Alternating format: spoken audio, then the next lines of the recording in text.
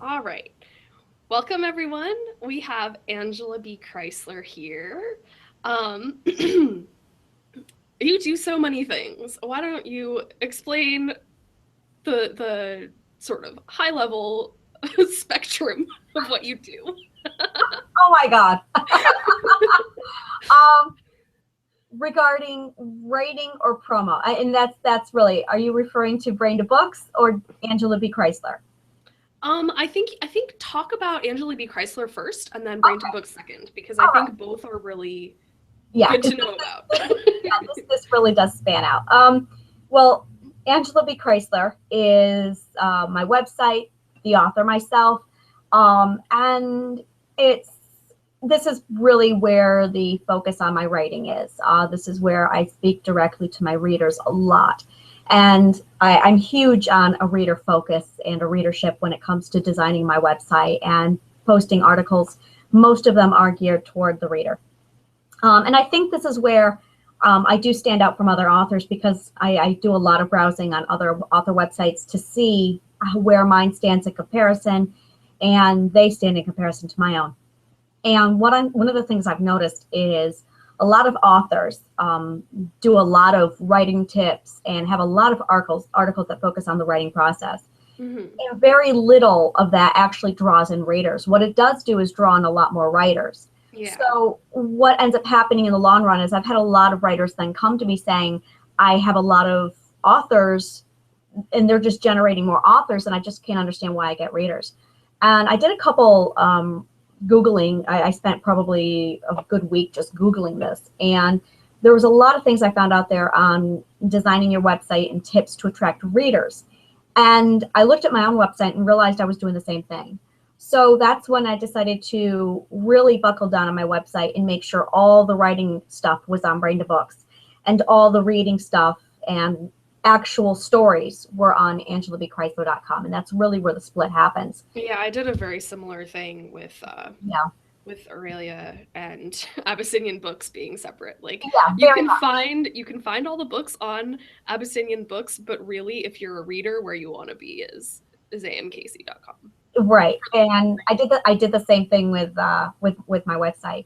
And I launched my first book May of 2015. Dollar and Shadow came out, and I don't know what was wrong with me. um, that came out May 31st. March, I decided to write a book and did it in 2 weeks.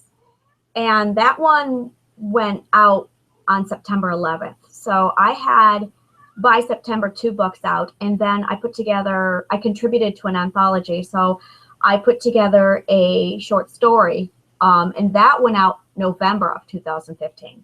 Hmm. So in my first year of publication, I had three sources out. It was absolutely hectic, and that was on top of all the work I did with Brain to Books. Yeah. So this year, I'm working on Fire and Lies, the sequel to Dolor and Shadow, and I'm working on getting that out. I want it out by April 2016, but I think it'll be closer to June, July that goes out.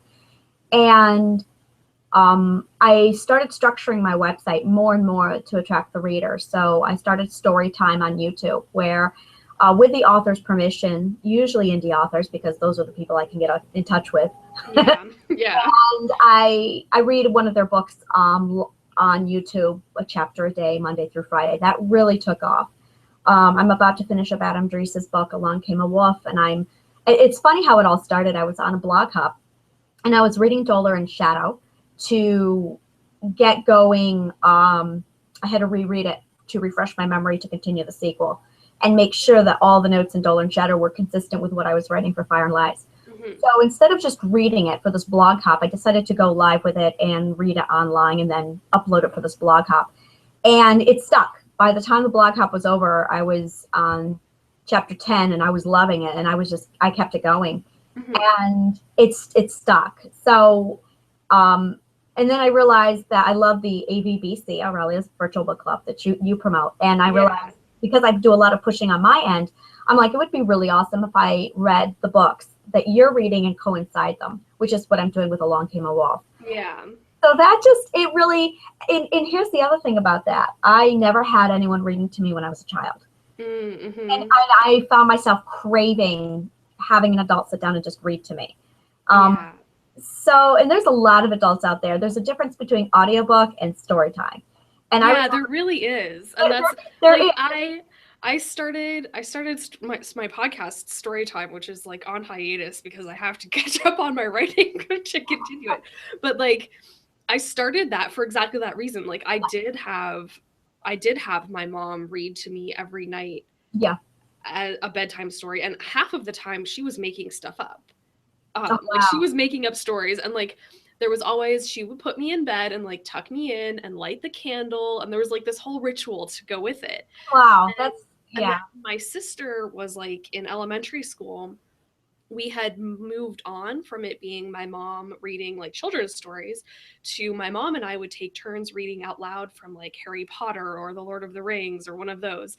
And I would always like read ahead because I could stay up later because I was already in high school. But um yeah, so that's where I got my inspiration for that. Yeah, Same and idea. that was just it. When I wrote this up on my website, I stated perhaps you grew up with this, maybe you long for it, maybe you miss it. And I Mhm. remember being at Barnes and Noble and there'd be somebody sitting there reading to a group of children, and I always found myself hanging out in the kids section just so Yeah. I could sneak in and listen to the story. Yeah. And what frustrated me was it was exclusive to children. So to sit down as an adult and just listen to the story was kind of creepy, inappropriate. And the other part of that is they were reading Dr. Seuss and Winnie the Pooh, and I was just like, I want to read Tolkien. So, Yeah. um, and that's really where I got the idea of reading adult books to adults. And it Yeah. was wonderful. Somebody just contacted me this last week saying it's gotten to the point where he actually sits down now with his entire family and they listen to me read. That's And amazing. That's wonderful. it was. And I'm like, that is just amazing. And one of the sales pitches that I put together was just pretend I'm a radio from the 1940s and bring the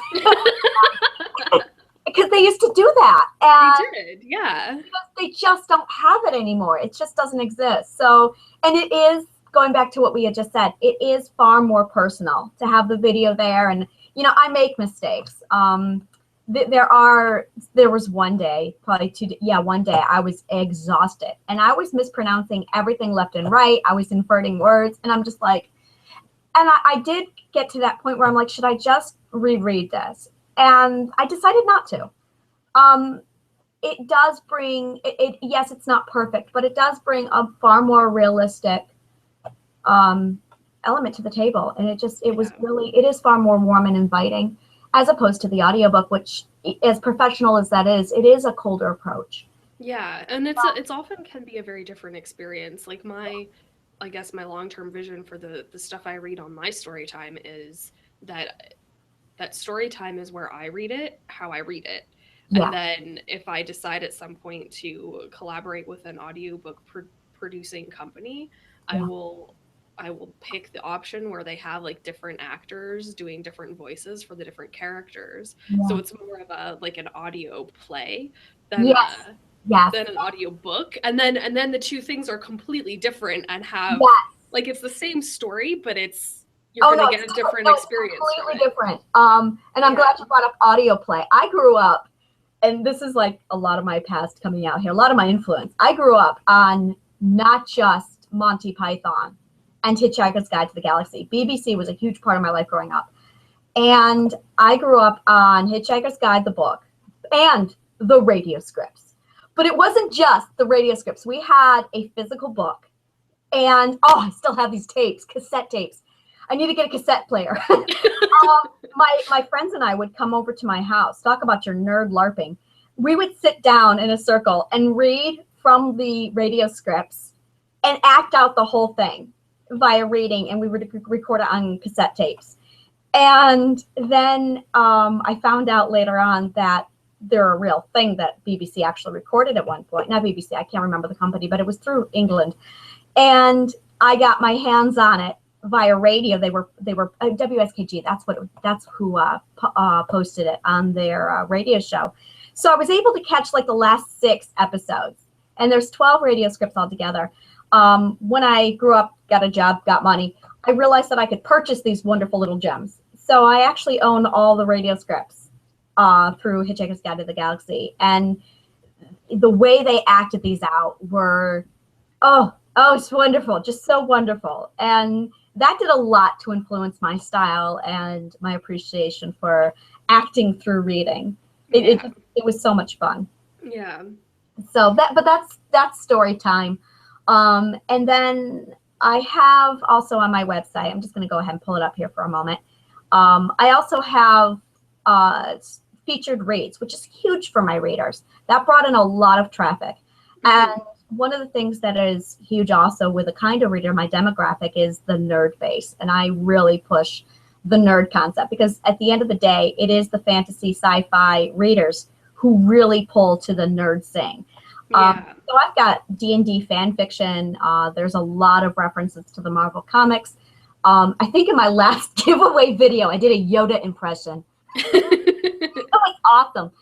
So I started styling my website after little things where if you are a D&Der, you can definitely see where it influenced part of my design, and it turned out really, really well. It's just pulling together nicely.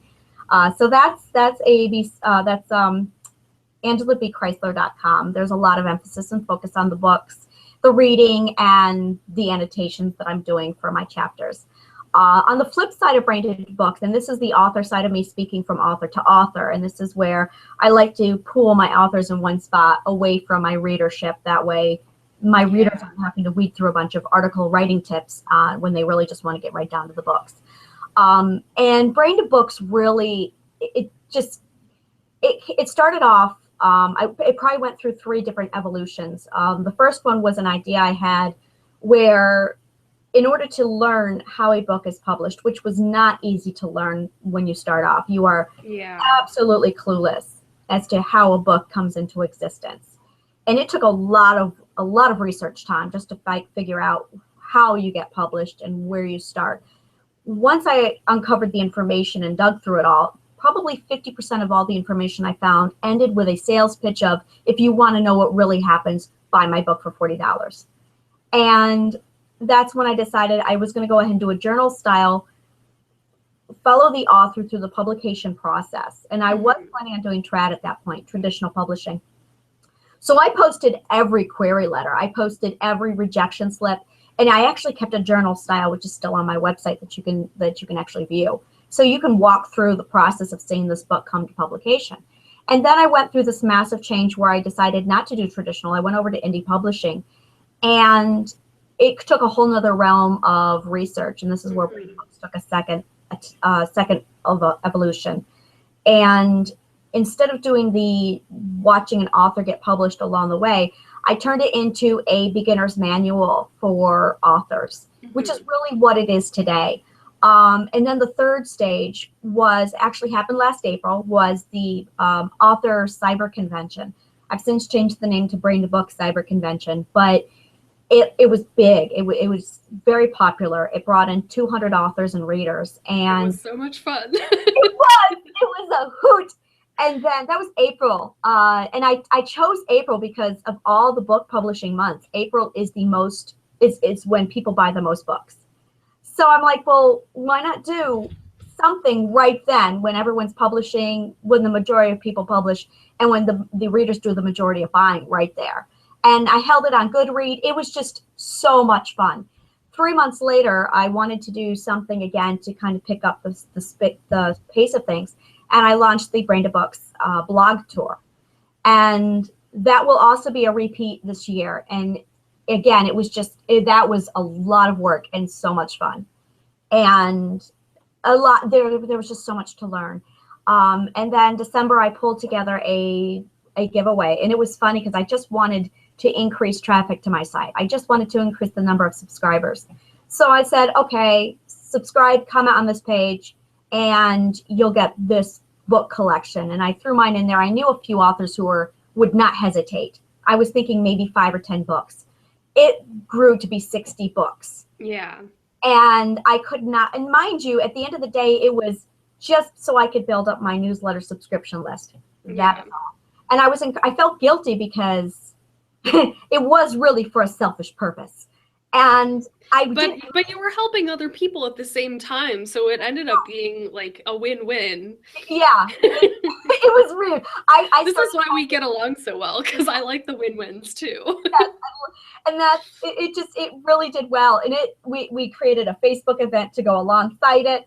It was, again, so much fun. So I'm like, all right. And this year I'm on my second annual year for Brain to Books, and it's just astounding where everything's gone. So I mean, I haven't done it. So this is the reveal. I'm actually starting a Brain to Books book building series where I take all the stuff that I've published on my website, Facebook, all the articles that I've written for authors, and I'm compiling them into a single book for authors. So it's an easy, instead of having to hunt on all the articles. Yeah. And I hope to release that later this year. But I did just start the outline literally last week. And I'm really, really excited about this book. So that's another project that I'm underway with that I've kind of crossed into the other. But I have two personalities. I really do. I've got the writer over here and then the reader me over there. It's definitely different. Yeah. Yeah. So what influenced you to change your mind about the traditional publishing and go into indie? That was fun. Every author grows up with the concept, I should say almost every author, with the idea of walking into Barnes & Noble and seeing their book on a bookshelf. And I was no different. I was like, this is the way I want it. I want to walk into every Barnes & Noble, no matter where I am, and find my books there. And I had made up my mind that I wanted to be trad. At the time, I was under the impression that indie publishing meant poor quality. It meant, and this is what it was at one point, where indie publishing was, and it meant that you failed at the traditional world and this was your last resort. And that was self-publishing at one point. So there was definitely a stereotyping that was developing with indie publishing early on. And I have a serious issue with prejudice and biased opinion. So, and keeping an open mind is honestly, in my opinion, the key to success and learning. So when I went into this, I felt myself becoming prejudiced and biased, and I'm like, that's not okay. What I really need to do at this point is sit down and actually get the facts and start going through and finding out what the truth is. So I was at scribophile.com around this time, and I did something that was taboo. I posted in the forum. I still have the article. I have to think here. Are self-publishers self-delusional? And I posted this to bring up the topic. Seriously, tell me your opinions on success stories and thoughts on self-publishing. And I often say I literally went in and kicked the white elephant in this room. Like, I kicked it.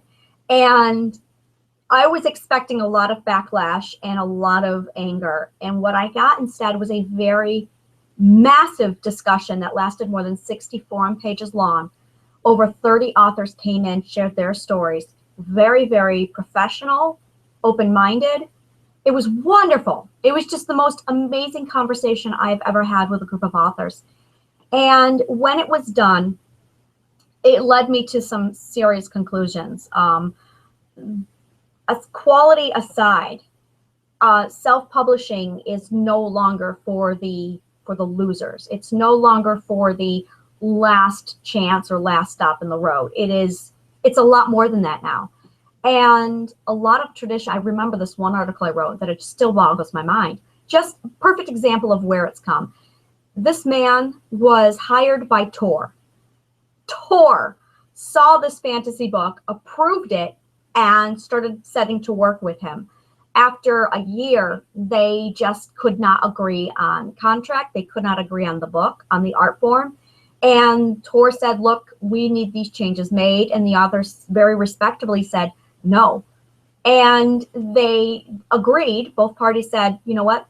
We both have different visions and we just need to professionally go our own way.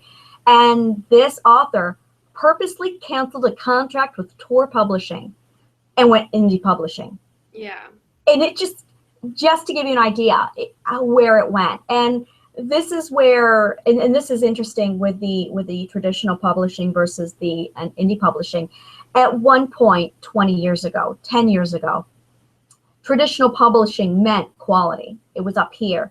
While a lot of, and I hate saying this, but wannabe authors, people who said, oh, I want to write a book, threw something quick together and published it. And there were a lot of those. There were also a lot of authors who truly wanted this as a career. There were also a lot of authors who really tried with the traditional publishing. And then there were a lot of authors who gave up on traditional publishing after making it successful and saying, I can make more money as an indie publisher. So it became this massive melting pot of authors from all kinds of roads. And unfortunately, at first, the majority of authors out there who were self-publishing were the wannabes who were throwing together whatever and just publishing it. Or they weren't willing to edit. Because of I think there's a lot of, well, when you get a contract with a traditional publisher, you as the author get an advance, and you don't have to pay the editor. You don't have to pay the cover artist. You don't have to pay the editors. The company is the publishing company is paying them. So then when you go traditional, it's hard because you're not getting it in advance, and you have to pay the editor yourself, and you have to pay the cover artist yourself. And so it can be, it's very challenge. It is. It very much is. And this is where and like I said, I had seen, there was also a few other stories. One lady I spoke to, she published way too quickly because she had a spouse who did not support her decision, and he pressured her to publish the book too soon. And as a result, and there's a lot of people I've spoken to where there are authors who family members pressure them, or sometimes they pressure themselves. They worry that the book is not going to get published, and they jump to it. And they publish the book before it goes through what it needs to go through. But what ended up happening, and I remember the day I got my Nook, I'm like, oh, free books, and they were everywhere, 99 cents. So I went through and bought probably 20 books because they were so cheap. And then I realized after the downloads that they were terrible quality. They were unedited. It was very disappointing. And it taught me that you do not touch a book or pick it up anymore without reading the first sample. And now I think that created a stigma. And now readers are very hesitant when they hear indie publishing. Readers are very skeptical. And there is now an association with poor quality with indie. My goal is to completely destroy that and raise the bar. And honestly, and this is the beautiful thing, I have seen some indie authors who actually have better quality than trad. Me as well. Especially when it comes to like the book formatting itself. Like when you're publishing your own book, you have control. Very much. That there's a special character that's wrong, you can change it and upload the new copy in 10 minutes. If a traditional publisher tries to do that, it takes them 6 months. Yeah, exactly. And to them, it's not worth the financial time. Very much. Yeah, exactly. It requires a whole staff. Whereas, and it's just, it's so wonderful. It really is, because, and all it takes is the authors stepping up finally and saying, okay, we need to raise the bar. And I would love to boast an era where indie publishing is superior to traditional publishing as far as quality goes. And I'm going to say Schneider, because I remember when I started off, I saw C.L. Schneider's cover art, and I could not believe she was traditionally published. Her book covers are gorgeous. And I'm just like, beautiful. And then I opened it up and I looked through the book, and the quality was outstanding. And I talked to her for quite a while. She was actually one of the first persons I interviewed. And I talked to her about cover art, editing, and she was able to format her team. And that I love my team. That's something I'll talk about in a minute. But she was able to form her team out of the same cover artists and editors hired by Tor and Random House. And those. But she's indie. And that was a huge wake-up call of, you can really have the quality of book without being traditional. So that was one lesson I learned. Now you're talking about the price tag that goes along with those kind of editors. And this is where I love the approach I took. When you decide to become an indie author, one of the options is you go into Amazon, you're playing around, you're getting ready to upload your book, and you are given a few options. You are given the option to design your book cover right there through CreateSpace and Amazon, and you are given the option to hire an editor right there in a formatter. I saw those options, and my first thought was, I need to shop around, and I'm so glad I did. I Yeah. went over to Goodreads, and I was able to locate 3 editors through Goodreads. And Schneider also gave me the contact information for her editor, who was able to, he had, his workload was too much. So he was able to direct me to another editor who worked for Tor. So I sat down and I pulled together these four editors, and I sent them all the same sample chapter and said, okay, edit it. I'd like to see what you can do as far as services, which is standard for an editor. And they all edited it and sent it back with their quotes as far as pricing goes. And just to summarize, the lady who is my current editor is outstanding, and her work was on par with the editor with Tor. Mm-hmm. Without the price tag, because it's not, she doesn't have the name Tor behind her, but the quality is still there. Yeah. And while the other 2 who had looked it over did not, they missed a lot that the other 2 did. So it was insightful. If you do take the time to shop around, you can get the same quality for a fraction of the price. And I love boasting my cover art. My cover artist is Indigo Forest Designs. Mm-hmm. And I spent, his work is just gorgeous. Less than $200 Yeah. for the artwork that he does, and it's just breathtaking. Yeah. So there are, if you put the efforts through to shop around, you can find something that's affordable. I mean, it took me 2 to 3 months to pay everybody off when I got started, but it really is worth shopping around. Don't jump at the first editor you find. Do not jump at what's being offered out there because it's easy and right there. Seriously, take the time to shop around. You will find good Well, and things. there are a lot of editors and cover designers and stuff who want to work with indie authors Yeah. because they don't want to deal with the bureaucracy of the traditional companies. Yeah. And they are more than, like, I know that there are some really, really high quality cover designs that are pre-made covers Oh that you yeah. can get, and Yeah. those are super affordable. Oh yeah. I Um, think the lowest I saw was $25. yeah, And yeah, this was a pre-made design. It was all digital, and I cannot stress the importance of digital enough. I've seen so many hand-drawn covers, and when you put that on the computer, it looks as pixelated as a 1980s video game. It yeah. really, If it starts out hand drawn, it needs to be properly artistically yeah.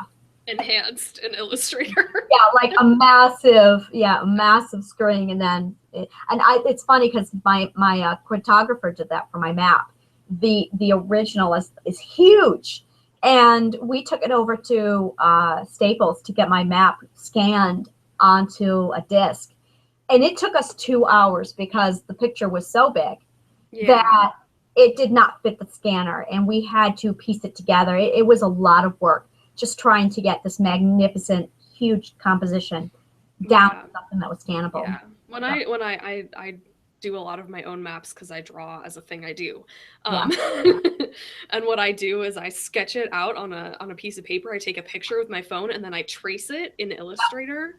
And then I have the basics in Illustrator already, and then I just add detail layer over layer as I write so that I know, okay, this city is here and this other city is here. And like I can zoom in as far as I want in Illustrator because it's vector graphics.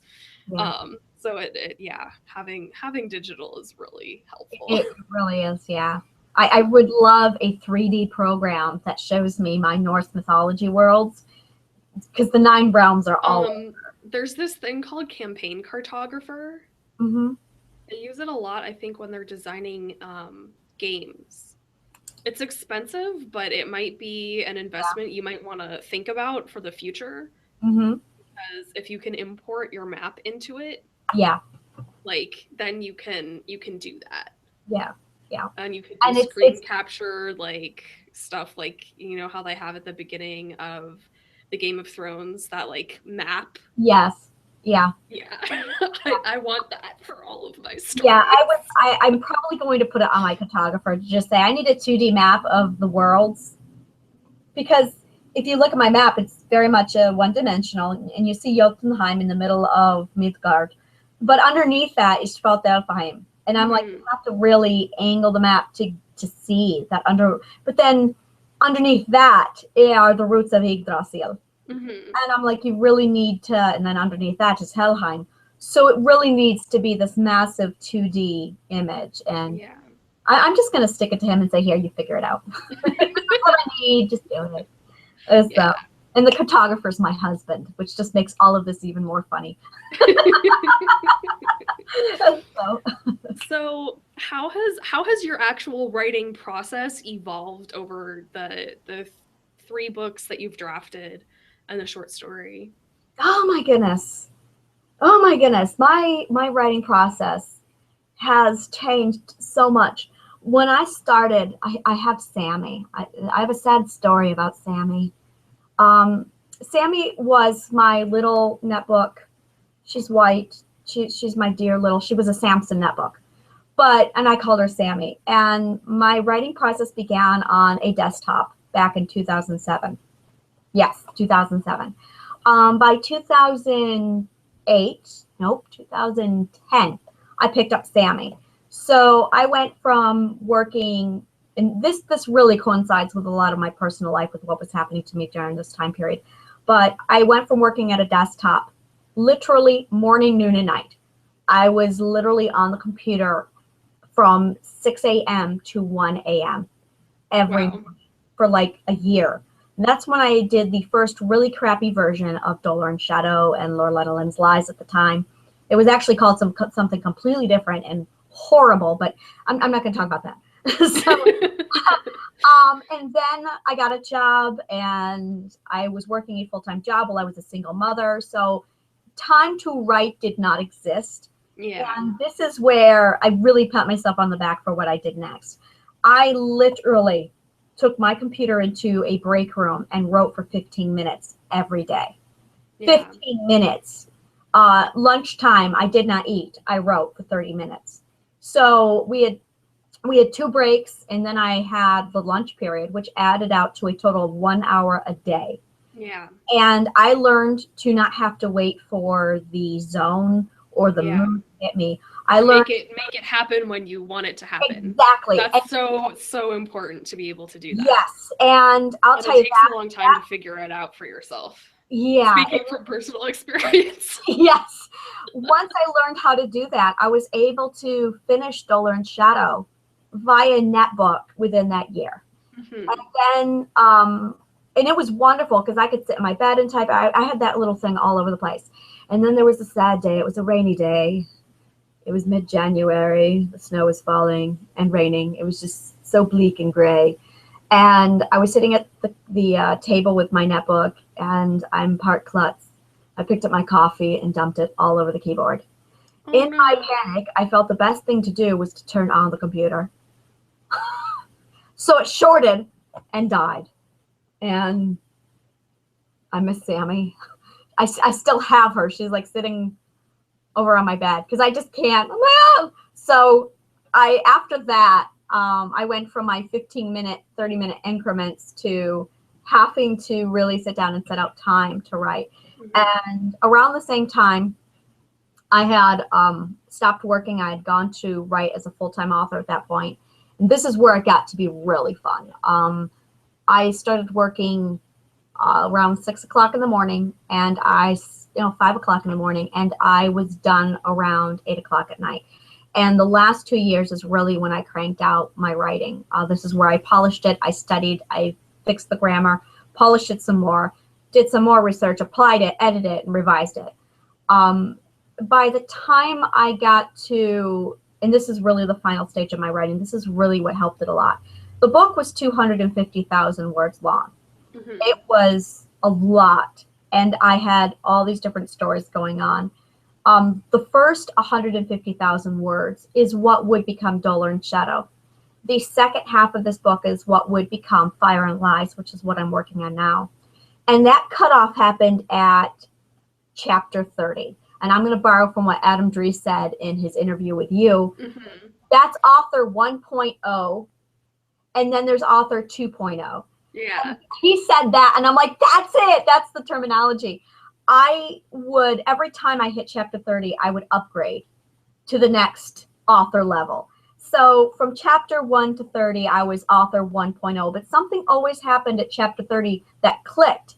And I went, oh, and I upgraded to author 2.0. And so I finished the book from 30 to 66 at author 2.0. And I finished it and went, oh, I have to go back now and fix it up because author 1.0 did that. So I went back, and by the time I got all the way back through again to chapter 30, I upgraded to author 3.0. Right. I did that 7 times. And I made up my mind at that point that I was going to write this book until I could write the entire book through without upgrading to the next author level. And I finally did that. When I did that, I was like, okay, this book is now ready for publication. So, and it's funny because it was after that I decided to cut the book in half. So Lord Lenolyn's Lies, Fire and Lies got placed aside and is now ready for publication. It just needs some slight tweaking because I modified the story some. But it was that kind of a style. What I had going on was to catch up and to keep myself fresh because the book was so long. I would work on chapter 1 and chapter 30. And then the next day I would edit chapter 1 and chapter 30 and then start chapter 2 and chapter 31. Mm-hmm. And I kept that process up until publication. So, and that is what I've gone back to with Fire and Lies now. So that's what I have in next. And it's really very helpful. Yeah. In that kind of a system. Yeah.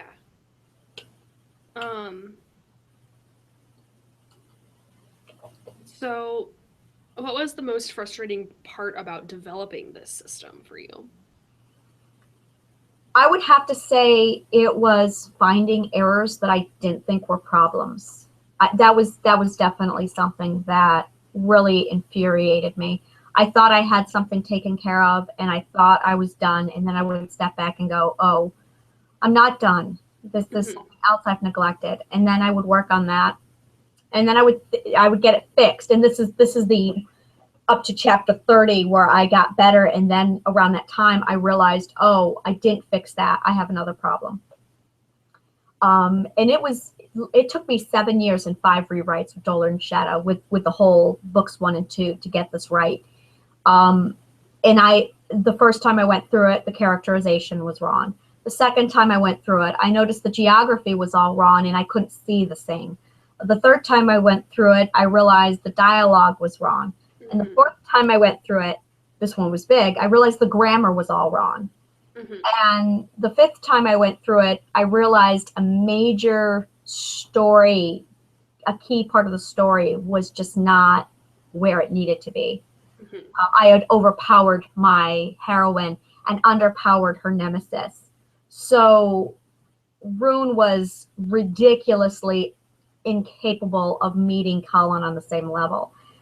And with the help of a friend in brainstorming, we were able to give Rune this superpower that seriously dropped Colin down and boosted Rune up so they were on fighting level with each other. That changed everything, and that was the final change. It's funny, I was working on that change up until February 2015. Mind you, the book was being published May 31st. So I finished up that alteration in February, and the revisions and editing I'm doing right now with Fire and Lies is actually adding those changes into book into part 2. Yeah. Yeah, it's funny how that happens. Like, a lot of my stories are stories that I've had in my head for at least 15 years. But I look back at my drafts that I wrote 12 years ago and like everything is wrong. And it's like, it's so funny. It's hilarious. I sometimes post excerpts on my website just to be like, hey, look, this is version 1.0 of this story. Isn't it ridiculously funny?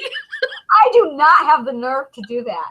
Mine was bad. It's so different that like it doesn't even matter to me. It's like, yeah, I wrote this in gel pen when I was 12, and it sounds like a 12-year-old wrote it. Oh, see, that's okay. No, that I've done. I've done that with my poetry. Dollar and Shadow, I still have it all. I still have that crappy first draft. And Yeah. it's funny because my husband was my first beta reader with it. He got his hands on it. I'm surprised he's still with me, but he kept it. He's like, just in case you decide it's so bad you're going to delete it, I've got it. And I'm like, Yeah. no, I didn't delete it. I keep everything that I've written since I was 10. I have it. Yeah, I do that too. I have but my computer died on me. So in high school I took a linguistics class and I had to invent a final project for this linguistics class. So being a fantasy nerd, I made up a language for one of my stories. Yep. Wow. No, but my computer died, and like I don't know where the original files for that are anymore. I only have a hard copy version that is written entirely in International Phonetic Alphabet. Well, that's great. That's great. I have never and will never go to the extent of creating a language. I'm like, I did it for a class for credit. I did not do it just for fun. No, I love linguistics. I will never create a language. I'm just like, no, I have more story to tell than I have time to do. I have enough on my plate. I can't do that. Yeah. I need to learn IPA over again because it's been so long that I've forgotten it. But yeah, it was fun. Yeah. And really. Yeah, it's crazy. I still have, well, my father does, a 2000 Tandy computer from 1985. Mm-hmm. And I have every document that I ever made on that Tandy. It is in the little floppy disks in the A drives, and I've got every one of them. And I'm just sitting on this pile of A disks, and I'm going, and I just want to say after the record, it cracks me up that the save button on Word processor, Word Office, is still an A disk. Just saying. So I'm looking at this thing, and I've got a chunk of them, like a stack, and I'm like, what am I going to do? I can't, but it's all my old writing, and I'm hoping one day there will be a computer. You know how you can get a cassette player that hooks up to a DVD player so you can transfer it over? Mm-hmm. I am waiting for this device where you can have an A drive and a floppy disk drive that hooks up to a USB port so I can transfer all my writing over. I feel like that exists. I need to get one. If it exists, I need it. Because I think it does exist. I think I've seen it somewhere. I have to find it because it's random sort of thing that you would find at, like, I don't know, someplace like Hammacher Schlemmer. Like they have the LP record player with the CD player and the tape player. Like they have that. So I feel like someone has this somewhere. Yeah.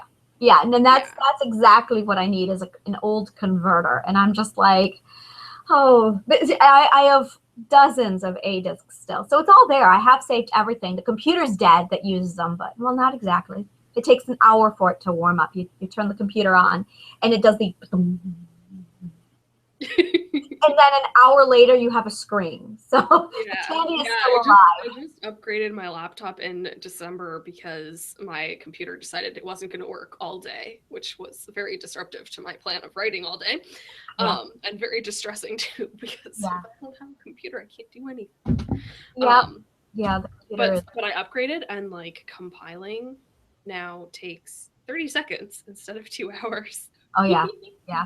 My website was dragging, and my brother took care of it for me. I love my brother. He's my superhero when it comes to the computer, and he's just awesome. He took the time out to help me with my website, and he basically changed it over to a new server. Before it was lagging, and I was having problems. So it took about 10 days, and this is why my website was down for the 10 days. And now it's zippy quick. I'm just like, zip. I'm like, and it's just, I love it. It's like, all right, this is good. I'm happy. Yeah.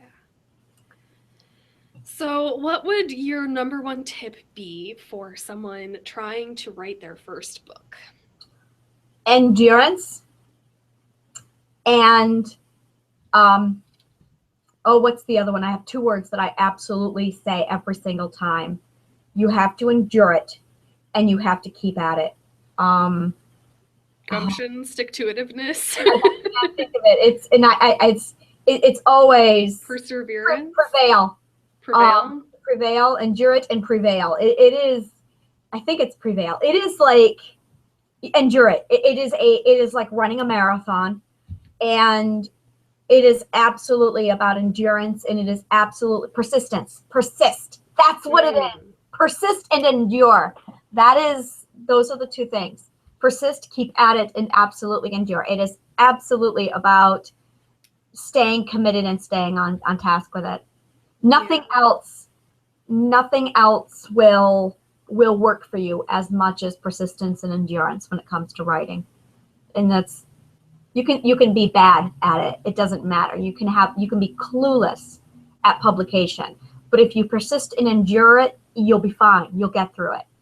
And the biggest problem, and everyone says this, is they quit too soon. And that is just, yeah.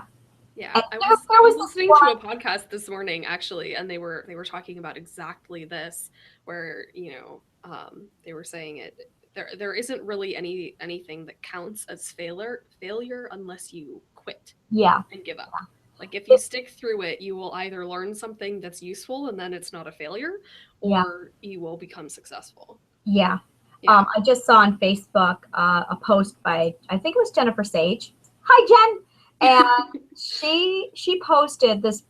I love ballet, obsessively so.